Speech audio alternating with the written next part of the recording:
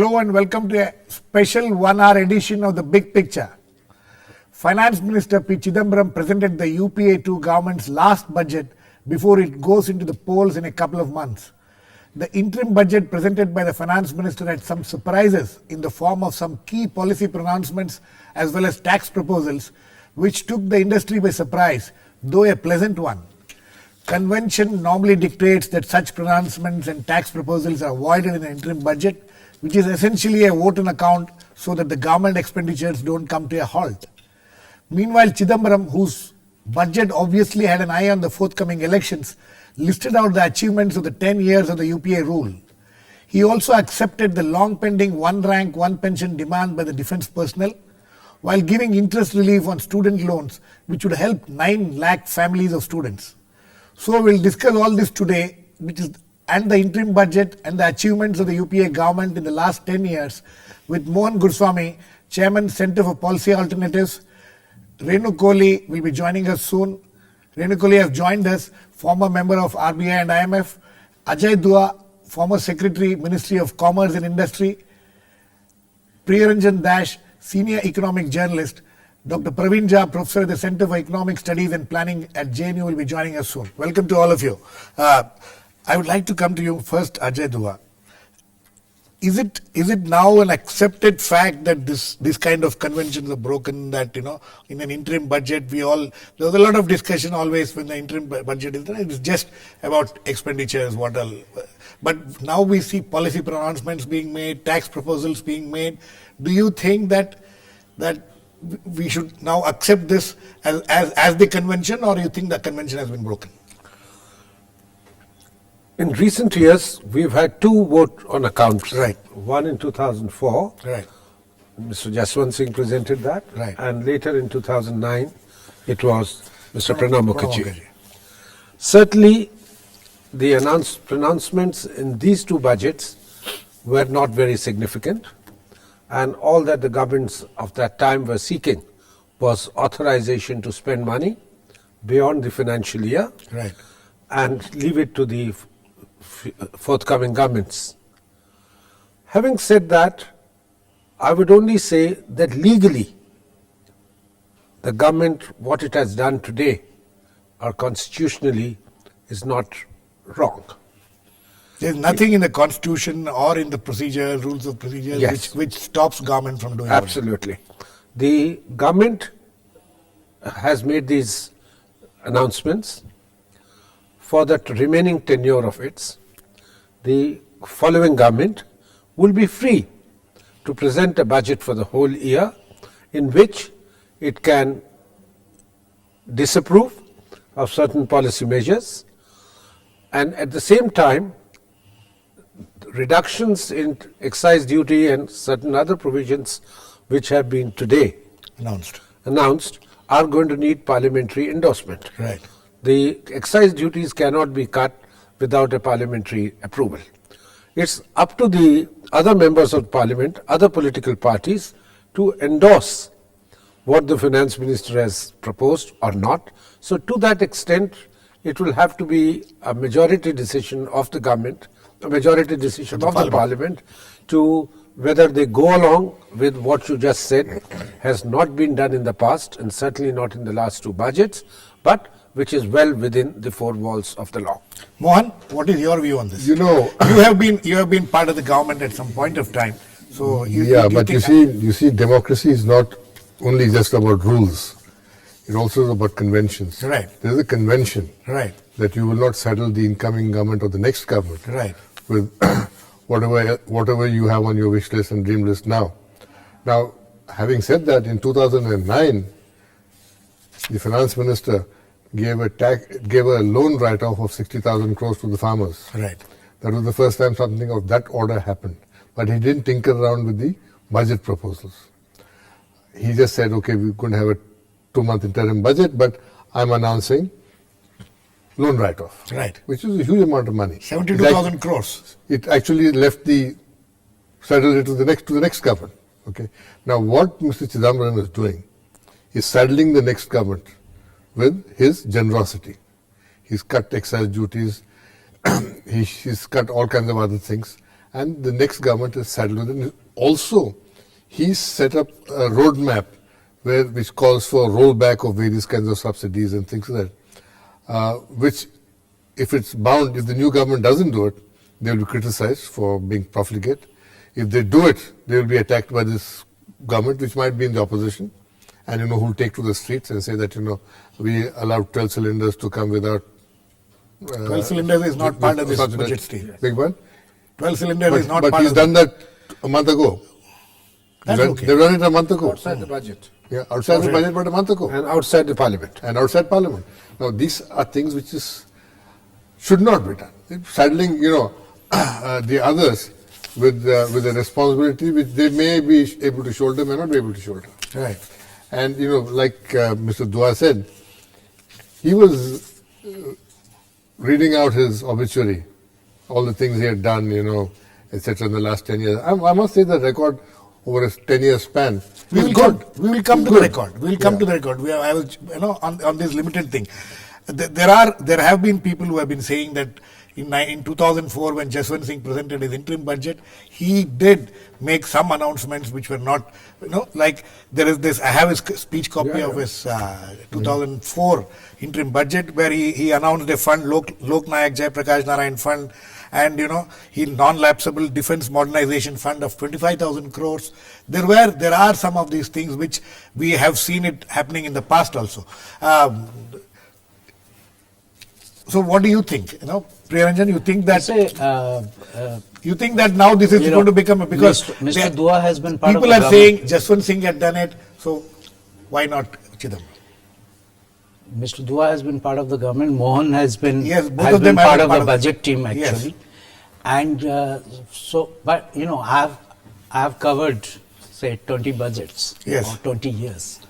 So you see, the thing is, in a vote on account, you cannot have direct tax proposals.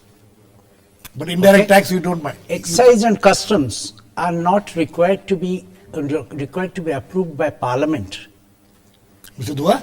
Those notifications are routinely done during the course of the year. Anytime the government can change the excise rates and the customs rate. Indirect tax rates can be changed without parliamentary approval. Those notifications, when Parliament meets, have to be merely tabled. But the measures come into force with immediate effect, whereas direct taxes, the measures come into effect only from the beginning of the next financial year. One second. In a vote on account. One second. You're saying that indirect taxes now, as Mr. Dua pointed out, this is part of the budget speech. Whatever concessions he's giving to the automotive sector and other sectors, and it has to be passed now. The vote on account needs to be passed. It doesn't have to be passed. Parliament. Vote on account needs to be passed. What I'm saying is, vote on account needs to be passed. But vote on account comprises. These tax proposals, you think, need not broadly be passed? comprises two things. Vote on account is one is on the expenditure side to enable the government to draw money in the new financial year from 1st of April. Now, since we have an impending election and the government is serving out its term, you may not have a government in place and a parliament, that is Lok Sabha, in place at the time that such a approval would be required. Okay. Okay. Let us get. So that is one part. The other part is the let us taxes get on your. Yes, Mr. Dua. First, I'll come to Mohan also. Yeah. I'll have to go to my other guest. No, Yes. absolutely. He is absolutely right that the direct taxes come into force in the new financial year. Right. However, the indirect taxes Have immediate effect. Have immediate effect, 24 hours, 48 hours, whatever is the time the government takes to issue these. But this is only as far as I agree with him. The Parliament can turn down the proposals on indirect taxes also. That is at the time of voting on the vote on account. So that's going to be within 2 or 3 days. It is the next 2 or 3 days. Yes. The question all I am is saying One second. Let him finish. if the Parliament decides not to Of endorse course. Yeah. the government's reduction, which will not happen, because politically, that's where I just want to mention, moving on, that this has been done very deftly. no party would be seen to be coming in the way Of these- reduction of these of kinds- these yes, taxes. exactly. These are pro-industry.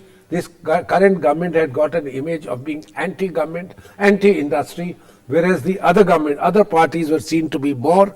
So this is, by doing this, it has been thought through and saying we will be able to get the parliamentary Also, these are endorsement. Yes, Mohan, very without- quickly.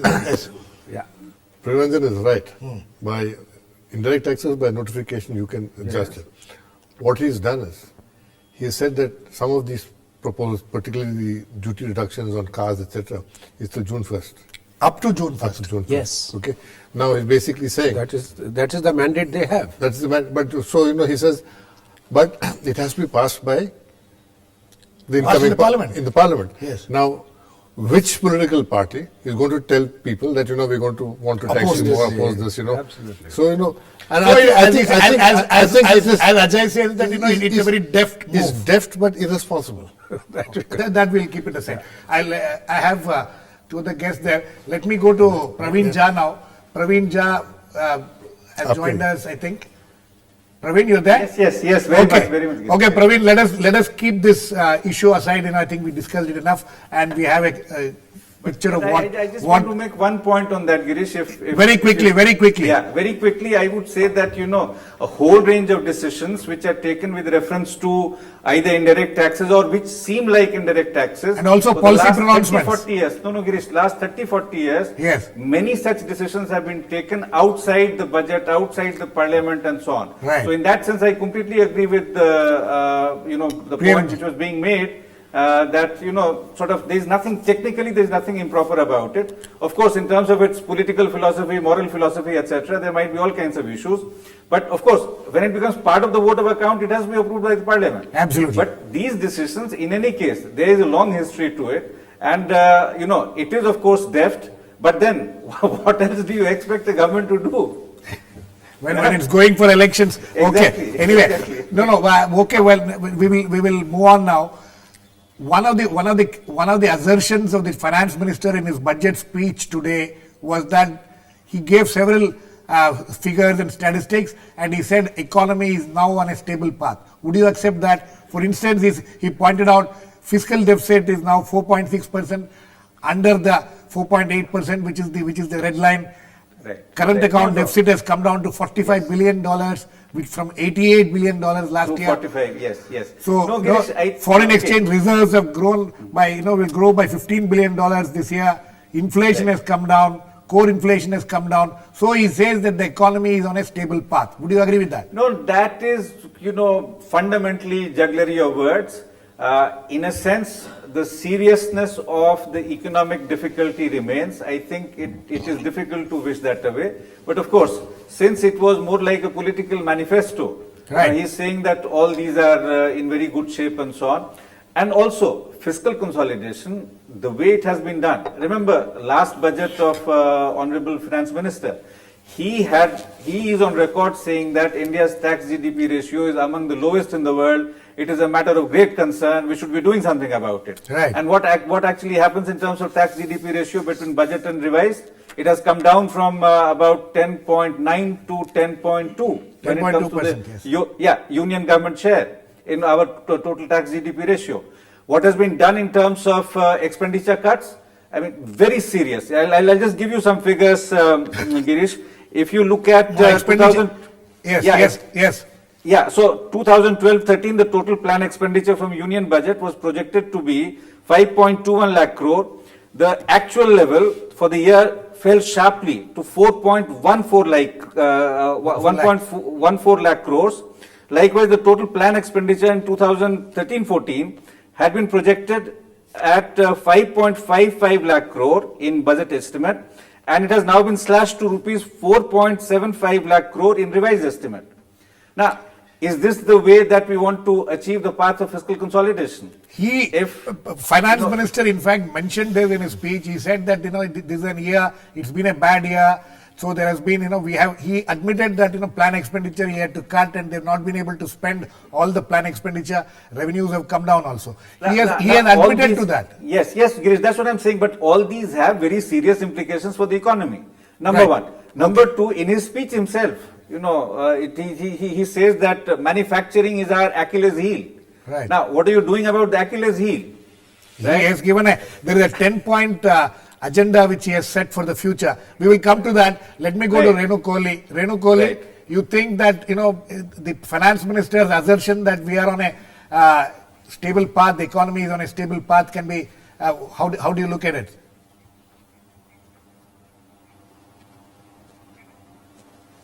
I think one must give credit for that, and it is correct. And if you see the situation, what it was 6 months ago, India was amongst the so-called fragile 5 countries in the world, which saw their currencies depreciating very fast in the wake of the Fed Reserve's announcement of reduction of its asset purchase program.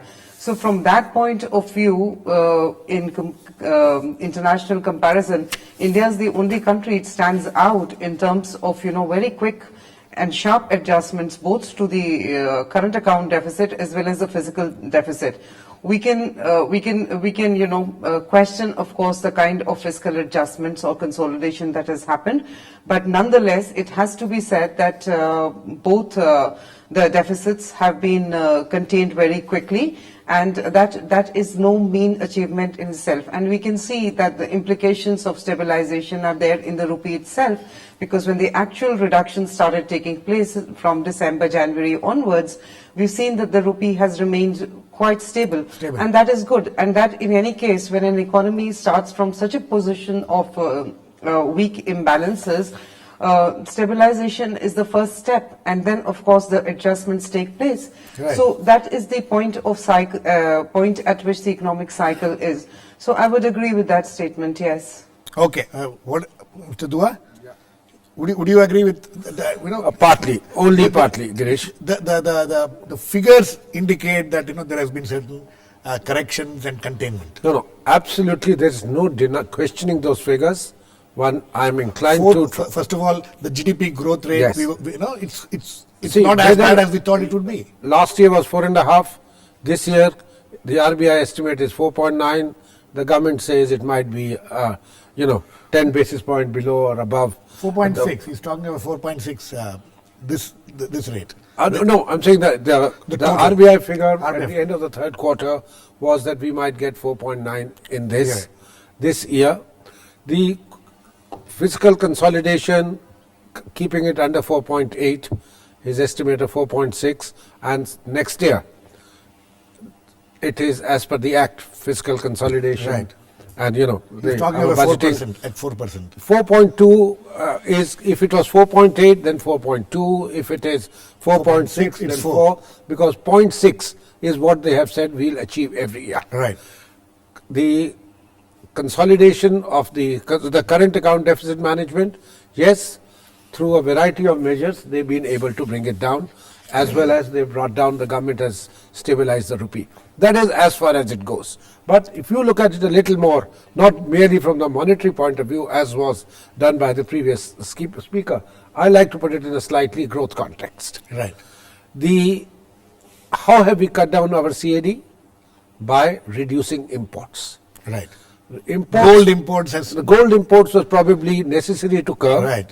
but also by imposing certain duties, and the fact that the economy is not growing fast, our imports of capital goods have come down drastically. That he admits. Yes, That is an admission. As a result, what do we see? The machine which used to be got imported in the country, because fresh investment was to take place, investment hasn't been taking place, so there was no need for machinery to come in, capital goods to come in. Right. Similarly, I would move on. We have not seen private sector investment. What you've been forcing is PSUs, government, do it. But that can be done only up to a point. Finally, before I can see my colleagues wanting to get in, yes. that there is cutting down of fiscal deficit, certainly, but 80,000 crores less of plan expenditure, and much more than that, I think certain items of expenditure, including the subsidies, have been postponed to next year. And the estimates are I'm going by merely estimates, that of 3 lakh crores, which should have been given to the oil marketing companies as subsidy for a variety of still the administered prices products, only 2 lakhs is being given. So a lakh of crores Absolutely. on Absolutely. that account is how fiscal deficit has been managed and how current account. Yes, And yes, this, Mohan. this deafness which he alluded to is very dangerous. You know, it's he's postponed certain expenditures, passed it on to the next regime, whichever comes. Almost 1 lakh crores just on account of oil. Fertilizer subsidy has also been This is delayed. total. About a lakh is about a total. So you got, according to my numbers, you got about 1.6 lakh crores Okay. postponed.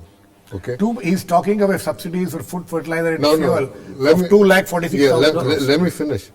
You had to give 2.1 lakh crores as subsidy. Subsidy has now become 3 lakh crores. Okay. 2.46 lakhs, according to him. No, it now become 3 lakhs totally. you give He's him 2. delayed payments. Okay, you're not adding other things like power sector losses, all that onto it. In addition to this, the savings rate has come down from 38% when they came to power To 32. 31% now. Okay, now that is alarming. Your investment, which has to be government driven, has moved from government expenditure from the head of revenue, from the head of capital expenditure to revenue expenditure, which means that it is not going to create any growth. So you put us in a path, particularly in the last 3 years, of no growth, very difficult periods. Now, at least when the government is going, or at least it seems like it's going, it should address some of these issues seriously. And he's not taken that opportunity of doing it. No, you expected him to address these issues in an interim budget and, with Well, this kind of at least uncertainty? flag them off. At least flag them He off. has flagged some of it, like, but his flagged- 10-point agenda which he's talking about for the future. He's talking of fiscal He's also cut plan consolidation. expenditure down by 1 lakh crores this year. That, you know. that he talks you know, of how are you going to get growth? sluggish economy. How are you going to get growth? Sluggish economy, If you cut down we had to capital cut down expenditure, plan expenditure. if you cut down capital expenditure, how are you going to get growth? Okay. Priya, See, I quite agree. The no, truth stable- is, So you do you agree that with Chidambaram that economy is on a stable path or not? no. No. No. I- And why? I Give me agree one, with 2, all 3 the points why. speakers, previous Yes. speakers. Apart from what they have said. All I'm saying is the truth is a crisis of major proportion has been averted. That is the So truth. that you That agree. is the truth. Right. Now, has the economy come to a stable path? No. And the reasons have been given. Right. Now, they have spoken about the fiscal consolidation area, how real or unreal it is, and how it is still work in progress. You know, Right. he has a program of fiscal consolidation going on to 2016. Now, that of course for the next government to address. He announced that program last year. So he's done his bit in terms of whatever means, and in any way, these kind of adjustments or in terms of expenditure, you know, you call it expenditure cut, plan expenditure cut or plan expenditure saving. These are routine, regular features every year. Right. I do not recall any year where this has not happened, because the capacity to spend and the capacity of different sectors, health or whatever sector you take, to absorb government expenditure is too limited. Right. Projects are not done on time, programs are not implemented on time, as simple as that.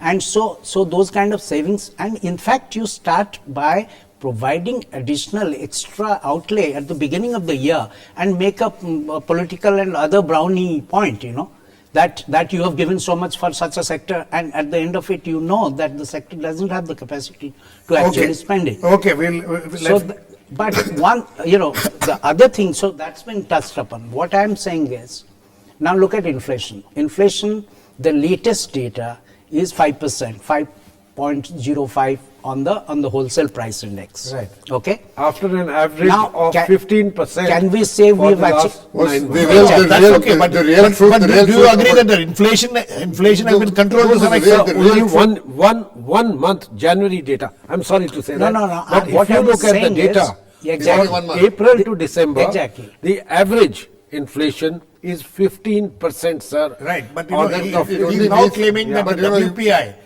Wholesale price index inflation has come down to 5.0. We are yet to you test must- the and stability of core that. That's inflation what down I'm to saying. 3%. But you must remember, inflation means that, the rate of climb has come down. The increase has taken place. It's not going to go back.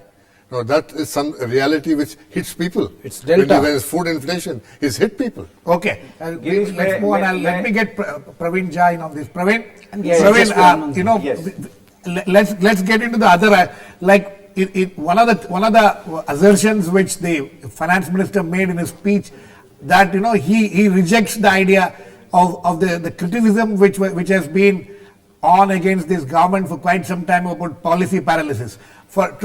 To prove that point, he talks about the growth rate, the average growth rate in the last 10 years. 6.2. He talks about average growth rate between 2000 in the first UPA 8.4%, second UPA 6.6%, Right, as right. compared to the NDA period when the average rate was only 5.9%. So he gave a lot of figures about the achievements of the government on various fronts, some of which we can see it on our screen in the graphics. You think that he is justified to a certain extent when he says that when he rejects this policy paralysis argument? You see, I would say that the policy paralysis argument was always exaggerated. So in that sense, he's probably saying something which may not be too much off the mark. On the other hand, the whole question of formulation of policy, its implementation, etc., we know has been a very tardy process. One may not call it paralysis, but certainly there have been all kinds of difficulties, some for good reasons, some for bad reasons, some for lack of coordination, etc. So on that count, I think, probably it's an argument which is clever by half. I would not, to say that there's been no policy paralysis or whatever is an exaggeration on the other extreme. There have been difficulties which it would be good for him to acknowledge, but obviously he's being more of a politician than an economist right now.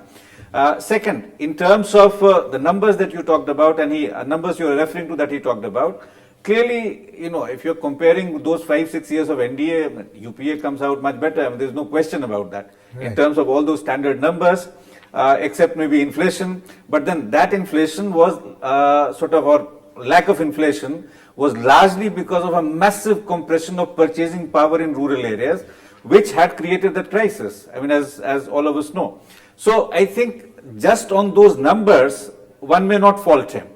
But in terms of this whole issue of policy paralysis and then this question of how the government has come out so well from a particular crisis, I think, I sorry to say this, but it's highly exaggerated. And okay. in fact, just one point that I'd like to make, one short point. Yes. In fact, to the extent that, you can say that there's been some success which can be considered reasonably good, that was on the CAD front, but only part of it is policy driven or policy induced. Partly it was fortuitous. Partly, for instance, the fact that there was no attack on Syria had a lot to do with the fact that the rupee didn't touch 75. Yeah. So I think we also need to take those factors into account. Okay. Renu, how would you look at it? The policy paralysis point.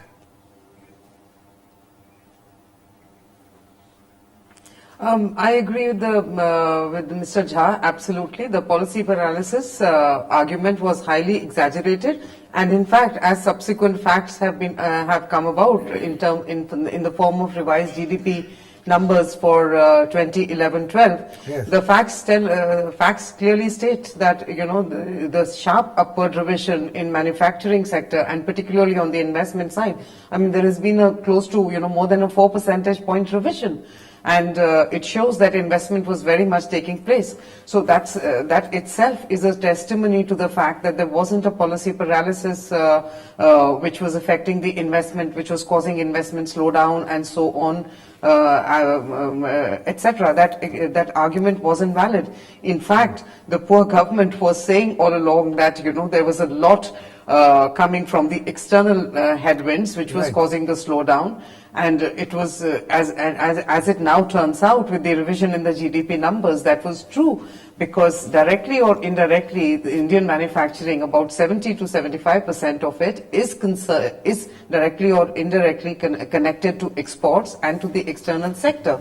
Right. So I agree Okay. with the policy paralysis Okay, bit, and I okay. think the Yeah, finance okay. minister was On the correct other in hand- saying that there wasn't a policy paralysis. Okay. On the other hand, the same Mohan, government, we which was need not to- paralyzed, Mohan, cleared 296 projects in 1 month by removing a minister and announcing Exactly. Well, clearances. He has mentioned that. We'll come to that, but we need to go into a very short break now. We will come back and continue this discussion. There are many other issues which has come up after this interim budget which needs to be discussed. Please keep watching. We'll be back very soon.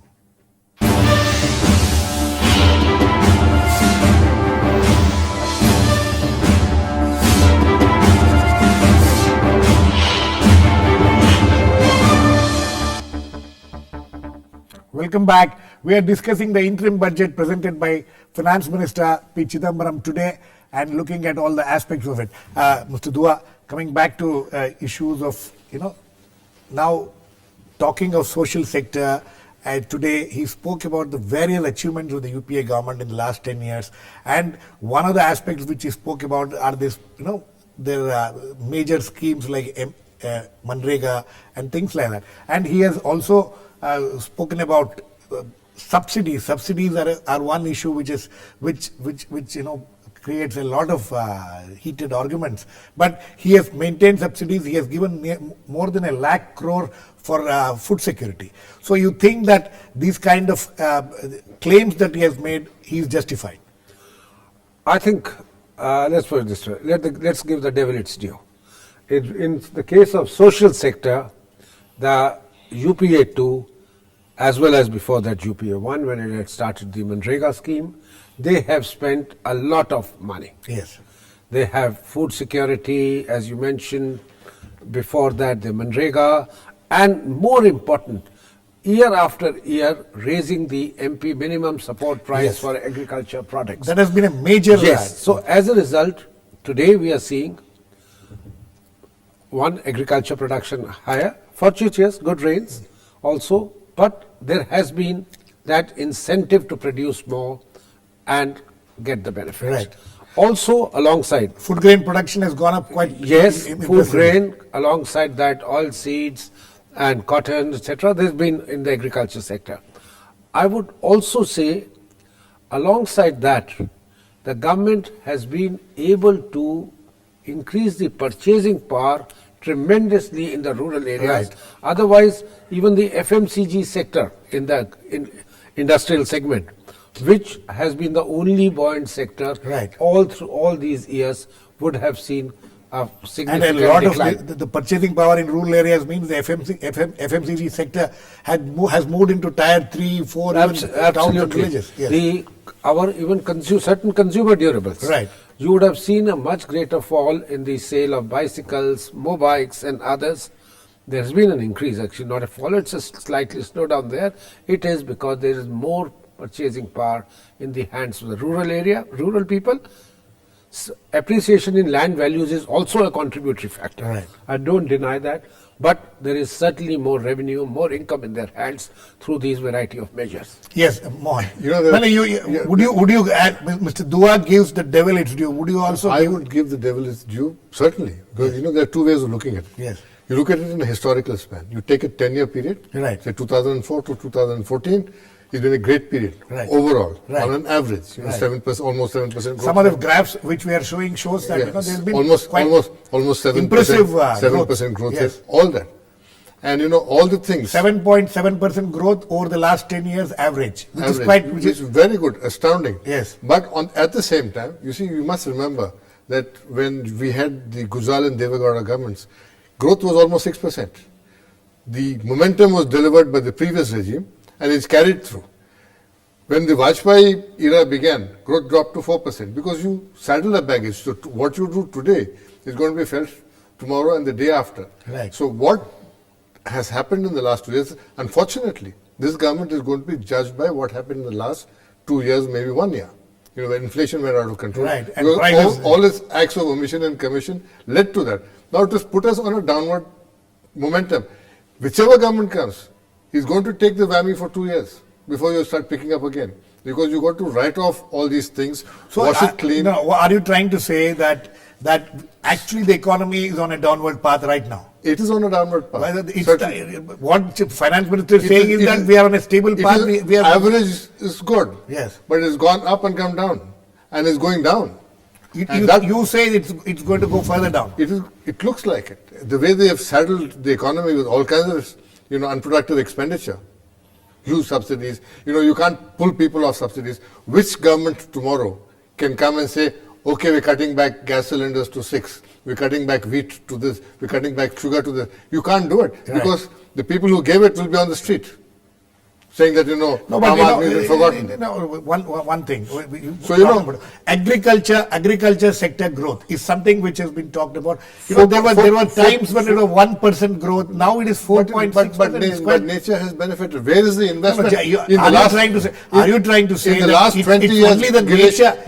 Yes. Girish, in the last 20 years, not a single hectare of irrigated potential has been created by the central sector. Whatever has happened is private tube wells. You're denuding your water aquifers. You're not harvesting the water. You're not renewing the water. So all that is a long-term effect. You might get some temporary effects. Can I just Yes, add very to quickly. that bit? Sorry, I'll do that. The point being made about irrigation potential, perennial irrigation increasing very slowly is absolutely right. But the terms of trade so far in the country were moving against agriculture. By correcting that, or You're talking of the minimum support absolutely. price. So we have been able to bring about an equilibrium in the economy to some extent and undo years of Neglect. neglect may be there even now in terms of investment, but certainly the terms of trade against agriculture, we have reversed that to a large extent, one quick and point. that has contributed to the farmers moving into crops which, given the constraints of irrigation, fertilizers, etc., were getting them into higher revenues. And if the crop change hasn't been very significant, for most of the crops, the MSP having been increased, we find, as we were discussing earlier, more income in their hands. More income and more production. And But- yes, and people not moving away from agriculture But to other professions. As some people, as we were all fearing in the last, Yes. But- there is this constant discussion going on that people are moving away from farming, but it is, which the figures doesn't indicate. Girish, Yes. it's important to understand one thing. Yes. 70% of the procurement of wheat takes place in 2 states and a little bit in UP. 80% or 50% of rice procurement takes place in 7 districts of Andhra Pradesh, Punjab, and a little bit of Haryana. So, this Bihar is also now a rice we have a little producing bit, state. but I'm talking about overall percentages. So it is concentrated. The benefits got concentrated in certain Well, but regions. we It is are- not uniform No, I procurement. agree. But we have minimum support price for a So- dozen cereals Yes. and others not And covered. But you So don't maybe have two of support these prices for items. Jawar and you don't No, have. no, for a dozen. It is very Okay, low. I think Praveen, yes, quickly. Yes, I just wanted to come in on this point. Yes. I think subsidy bashing is possibly one of the favorite pastime of many economists in this country. Right. I think what is really important Including is to think Mohan in terms Guruswamy.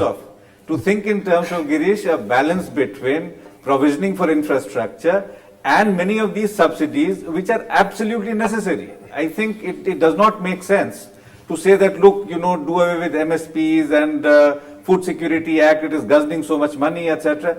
If one puts things in perspective in the larger story of the kind of problems that we have had with respect to, let's say, our hunger, malnutrition, look at GHI, Global Hunger Index, what is India's status? It is in that what is known as the alarming zone. We sit in the company of most of the sub-Saharan economies and societies. Now, given all this talk about India not being just emerging, but having emerged and so on, are we not doing something which But is you must absolutely allocate necessary in terms of procurement equitably addressing some of between the the worst states. kinds of food deprivation and so on? So Okay. I think it's important to put these things in perspective. Okay. It is nobody's case that infrastructure is something which is extremely important. What we have done is possibly I'm not- seriously I'm not- inadequate and so on. I'm not Yeah. opposing. Okay. I'm not But the opposing balance Praveen's I'm views saying. on procurement. All I'm saying is that procurement also must be allocated equitably between the states and between regions. That is, I mean, Not, Sure. it shouldn't be region That's focused. my point as well. Okay. Priya, you know, when we're talking of agriculture, what the points made by Dua and Mohan Guruswamy, and one important issue here is the growth of agricultural credit. You know, this government is taking, shows that there has been a dramatic rise in the availability of agriculture credit. So would you like fortuitous years, good rains and things like that. But this is a positive program of the government which has helped agriculture. Would you agree? Yes, agricultural credit has gone up. Has gone up, that is tremendously. cold figures, But the question is, agricultural credit, why is it going up? Production is going up. Production cost is going up. MSP is being adjusted 20% a year. That is pricing out agricultural commodity from the reach of most consumers. It is pricing you out of the export market, although in value terms, your exports have gone up, but volume terms, it doesn't go up. No, you are 41 always million, it has gone up. yeah, okay. Now, what I am saying is, this has become a vicious Circle. yes. Okay. And But and if you are talking about the track record, 10-year track record in terms of the social sector of this government, you ought to look at more tangible things like health, education, and rural infrastructure. Right. In all And these not things, look at this. in simple numbers, there has been, if you talk of education, there are the allocations to in the education sector or health sector. Simple numbers, it's quite impressive.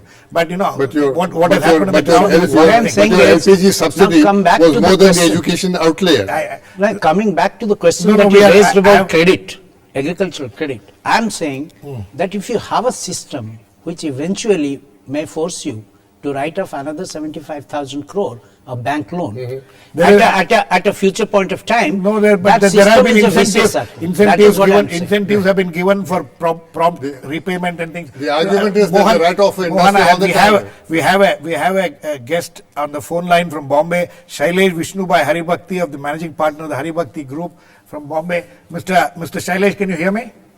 Yes, I can hear you very well. Okay. These some of the concessions shown by the finance minister in indirect taxes. What kind of impact do you expect to happen? Well, they are restricted to 3 or 4 very concentrated areas. One is to vehicles where the excise duty has been slashed quite dramatically. And what the impact this is going to have is it's going to save this industry from getting into an emergency kind of situation. Right. So I sort of welcome these proposals. Then there is the Senvet credit for manufacturing or facilitating the manufacturing of hand phones in Right. India. It is the second largest area of import for the country. Right. We import such a large number of handsets that if we can incentivize and actually support the manufacturing of handsets in India, it is a very positive move. In any case, our manufacturing sector has suffered so grievously in the last few years that any incentive that will revive manufacturing is welcome. Okay. And you agree with do you agree with the finance minister that he has been able to bring the economy back on a stable path? Well, I don't. I'm unfortunately not in a position to agree that the economy is on a stable path. We have seen very serious deceleration in investment appetite, both domestic and global. And if the need of India is so large, that in the context of that need, today we are suffering from slow growth, very high inflation, very poor value of our currency, and a situation where the incentive to invest is just not there. Okay. We need to turn this around. Okay, Mr. Shailesh, thanks for joining us. Renu, coming to you. One of the issues which is being talked about in this budget is about subsidies which have been which has to be continued. My guests in the studio were talking about. You think that this is something which is unavoidable, and or do you think that the Chidambaram has burdened the coming government with it, and they will not be able to wriggle out of it?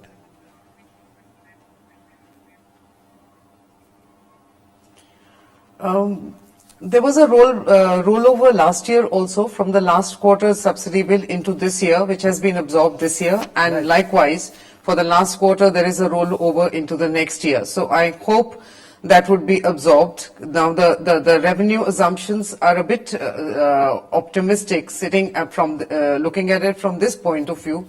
They are assuming about a 19% nominal increase on the revenue side. And given that this year's revenue growth has been a little under 12%, because growth itself has been weak, next year they're expecting growth to lift up to between a 5 to 6% range. So in that sense, there might be a bit of over optimism on the part of on the revenue side, but. There is a reorientation in subsidies which is taking place, and I think that is irreversible, particularly on the part of diesel pricing, and that's a good thing. Yes. It's in the right direction, and I think regardless of any government next year, I think diesel prices pass through and corrections and eventual alignment with market prices will continue, and in time we should be able to phase it out. Okay. Now that leaves us with the food subsidy. Yes. Fertilizer subsidy has been correcting. Now food subsidy, I think in a country where there isn't a safety net, I think there is a strong argument for it. No, there now is that- excessive now with the- focus with the upon food security- the expenditure side. No, with the whereas Food Security I think Act in place, there is no option. Let me just finish this. Yes.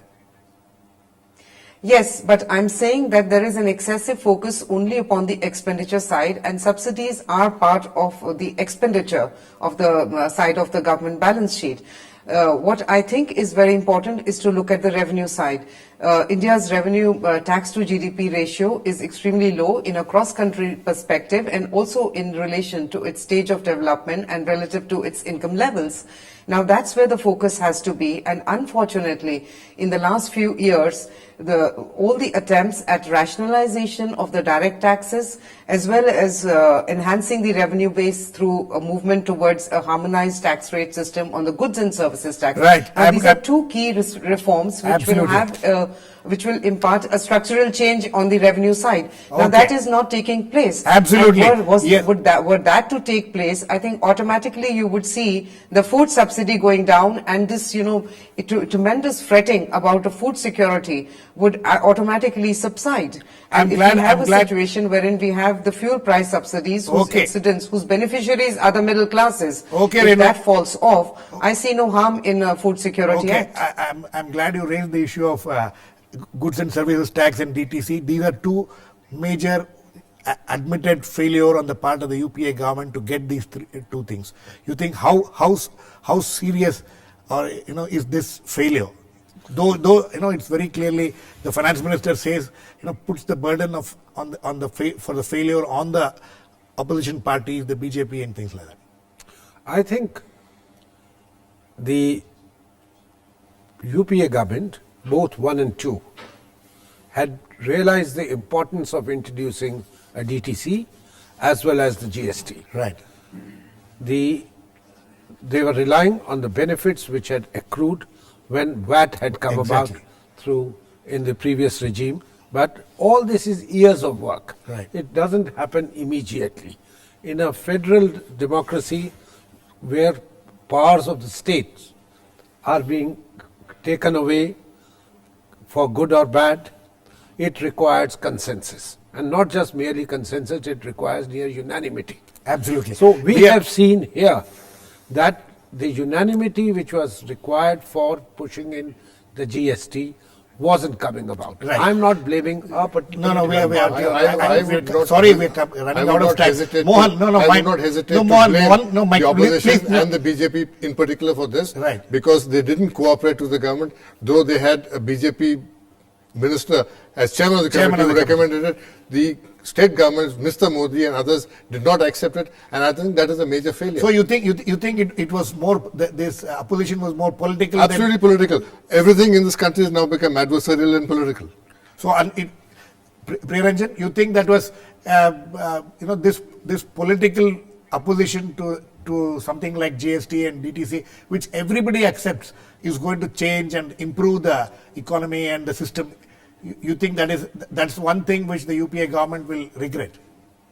Why would the UPA government regret? Means it's for the entire nation to regret, because it's the polity which has failed the economy. So that one has to see, because these are desirable things. As Mr. Dua was saying, these things required a grand bargain between the center and the states, because this is, in a federal structure, this was very important. Now, political issues, the Prime Minister himself is on record saying that the Gujarat Chief Minister sought a bargain, a grand bargain, about Mr. Amit Shah going to jail, and he's supporting, Prime Minister himself has said those are all in the realm and of that has not been speculation. I don't think you contradicted. can, No, not speculation. I He think said we are that all in endorsing public. the point, all of us. So that is unfortunate. There was an opportunity for the entire political system to move the economy forward by doing away with the deleterious sales tax and the other regime which prevailed in the country.